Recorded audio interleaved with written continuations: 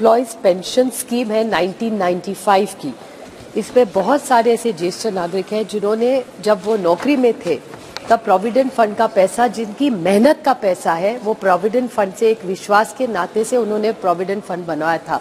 लेकिन आज ये EPS 95 के जो बेनिफिशियरी। हेलो दोस्तों, कैसे हैं आप? दोस्तों, EPS 95 पेंशन जो मिनिमम पेंशन की बहुत टाइम से मांग चली आ रही है दोस्तों, इससे रिलेटेड एक बड़ा अपडेट निकल कर आया है। लोकसभा का जो अभी शीतकालीन सत्र चल रहा है, यहाँ पर जो महाराष्ट्र की सांसद है सुप्रिया सुले जी ने इसकी मांग रखी है लोकसभा में, और जो भारतीय गवर्नमेंट है, भारत सरकार है, उनसे क्वेश्चन किया है कि इस पर जल्दी से जल्दी कार्रवाई हो और जो PF पेंशन मेंबर्स हैं जिनकी ये लगातार मांग चली आ रही है, उनको उनका हक मिले। जो उन्होंने काफ़ी समय से उन्होंने अपनी गाड़ी कमाई जो सरकार के पास में जमा करवाई है EPFO के द्वारा, पेंशन पोर्टल के द्वारा, उनको उनका हक मिलना चाहिए। और जो मिनिमम पेंशन 7,500 या फिर 6,000 या फिर 9,000 जो अलग अलग प्लेटफॉर्म पर मांग की जा रही है, उस पर सरकार गंभीरता से चर्चा करे और इसको जल्दी से जल्दी जो है अपडेट करे। तो इससे रिलेटेड लोकसभा में जो भी सुप्रिया जी ने क्वेश्चन किया, उसका पहले हम वीडियो देख लेते हैं, फिर बाद में इसकी हम चर्चा करते हैं। सुप्रिया सुले सर, मैं आज यहाँ शून्यकाल में एक बहुत इम्पोर्टेंट इशू है जो सीनियर सिटीजन्स के बारे में है। सर, इस देश में एम्प्लॉयज़ प्रोविडेंट फंड का जो ग्रुप है, उनका एक एनुअल रिपोर्ट आता है जिसमें ऐसे सबको पता चला है कि एम्प्लॉयज़ पेंशन स्कीम है 1995 की। इसमें बहुत सारे ऐसे ज्येष्ठ नागरिक हैं जिन्होंने जब वो नौकरी में थे तब प्रोविडेंट फंड का पैसा, जिनकी मेहनत का पैसा है, वो प्रोविडेंट फंड से एक विश्वास के नाते से उन्होंने प्रोविडेंट फंड बनाया था। लेकिन आज ये EPS 95 के जो बेनिफिशियरीज है, उसमें 1.8 मिलियन पेंशनर्स ऐसे हैं जिनको 1,000 रुपये से कम हर महीने मिलता है, और सबसे ज़्यादा जो है वो 4 या 5,000 से ज़्यादा एक भी पेंशनर को पैसा नहीं मिलता।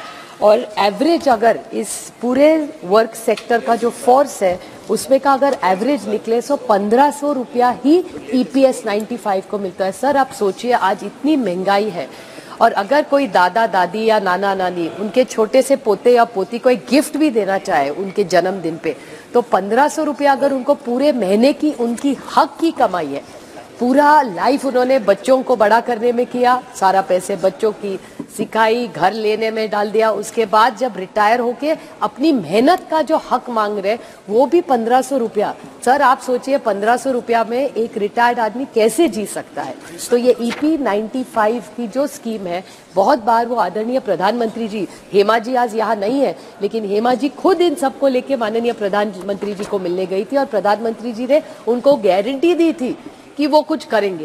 लेकिन सर, आज तक कुछ नहीं हुआ। मैं सरकार से हाथ जोड़ के विनती करती हूँ कि EPS 95 लोगों की छोटी सी मांगे, उनको हक का पैसा है जो सरकार के पास पड़ा हुआ है, उनकी 3 ही मांगे हैं कि ये पूरा कैलकुलेशन ढंग से करे। पॉइंट नंबर 1, जो स्पाउस होती है, बीवी होती है अगर, या हस्बैंड भी होते हैं, अगर दोनों में से एक पहले चले जाए तो उनका हक का पैसा उनको ठीक से मिलना चाहिए। और जो कॉस्ट ऑफ इंडेक्स है सर, लिविंग है, जो उनका हक का EPS 95 का पैसा है वो उनको ही मिलना चाहिए। सरकार उसको ना रखे, वो उनका पैसा है जो सरकार ने गलत तरीके से रखा है। मैं हाथ जोड़ के इस सरकार को विनती करती हूँ कि आप गारंटी की सरकार बोलते हैं तो प्लीज हमारे इस सीनियर सिटीजन्स को जो गारंटी एक स्कीम नहीं दी थी उसको पूरा करें, और जल्द से जल्द ये सीनियर सिटीजन्स को उनका हक का जो पेंशन का फंड। तो आप देख सकते हैं किस तरह से सुप्रिया जी ने बहुत ही गंभीरता से ये क्वेश्चन रेज किया है लोकसभा में। हालांकि ये पहली बार नहीं है, बहुत टाइम से विभिन्न जो भी सांसद हैं उन्होंने इसका मुद्दा उठाया है। खुद हेमा मालिनी जो सांसद है, उनके पास में भी काफ़ी पेंशन जो मेंबर है, उन्होंने अपने अप्रोच किया है। भारत जो प्रधानमंत्री है श्री प्राइम मिनिस्टर नरेंद्र मोदी जी, उनके पास में भी उन्होंने अपना जो है पेंशन से रिलेटेड सारे मुद्दे रखे हैं, क्या क्या उनकी जायज़ मांगे हैं वो उन्होंने रखी है।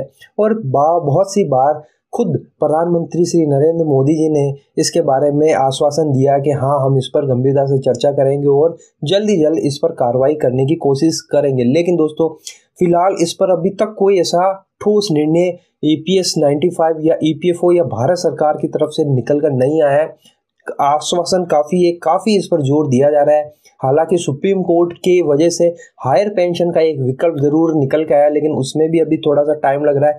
लेकिन दोस्तों वो हायर पेंशन का मैटर अलग है। उसमें हायर पेंशन में तो जो ईपीएफओ के मेंबर हैं उनको पहले पैसा जमा करवाना पड़ेगा, उसके बाद में उनको जो है हायर पेंशन उनके ही हक का मिलने वाला है। लेकिन यहाँ पर जो मिनिमम पेंशन ईपीएस 95 के तहत जो मिनिमम पेंशन जो फिलहाल 1000 रुपये है उसको बढ़ाए जाने की मांग की जा रही है, और मुझे जहाँ तक लगता है बिल्कुल जायज़ है। क्योंकि दोस्तों हम देखते हैं कि एक जो नॉर्मल वृद्धा पेंशन मिलती है वही 1000 रुपये मिलते हैं, जिसमें उन्होंने आज तक कुछ नहीं किया है, जो सामाजिक कल्याण की तरफ मिलती है और वो मिलनी भी चाहिए।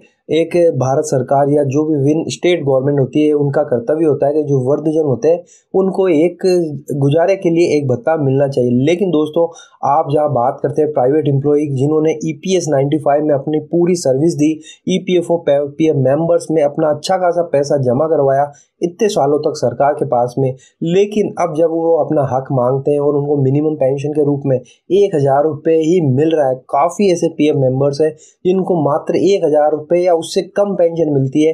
तो आज के ज़माने में इस पेंशन से गुजारा करना तो नामुमकिन है, हम सब जानते हैं। तो इसी को लेकर बार बार बहुत सारे प्लेटफॉर्म पर इसकी मांग चली आ रही है। दिल्ली में बहुत सारे बार जो अशोक रावत जी है या उनके अलग जो मेंबर्स हैं वो इसके बारे में मुद्दा उठाते रहते हैं और सरकार को बार बार ज्ञापन देते रहते हैं कि सर इसके बारे में आप जल्दी से चर्चा करिए। क्योंकि दोस्तों इस समय जो मिनिमम पेंशन है वो 1000 से काम नहीं चलने वाला है। इसको ना करते हुए 6000 या फिर 7500 मिनिमम कर देना ज़रूरी है। यह आज के वक्त की मांग है और इस पर सरकार को गंभीरता से चर्चा करनी चाहिए। आई होप, मुझे लगता है कि सरकार इस पर जल्द कोई फैसला लेकर आएगी, कोई बड़ा अपडेट लेकर आएंगे तो वो आपके साथ में मैं ज़रूर शेयर करूंगा। अब आपको अगर ये वीडियो अच्छा लगे या आप इसके बारे में अपनी क्या राय रखते हैं कमेंट बॉक्स में पूछ सकते हैं, या अपनी राय आपको कितनी पेंशन मिल रही है आप बता सकते हैं, ताकि इस जो मिनिमम पेंशन से रिगार्डिंग जो मांग चली आ रही है इसको और अच्छे और बड़े लेवल पर पहुँचाया जा सके। तो दोस्तों वीडियो अच्छा लगा हो तो लाइक कर दीजिएगा और अपने पीएफ पेंशनर्स जो है उनके साथ में ज़रूर शेयर करिएगा। अब भी कोई नया अपडेट आता है पेंशन से रिलेटेड पीएफ से रिलेटेड तो मैं आपके साथ में ज़रूर शेयर करूंगा।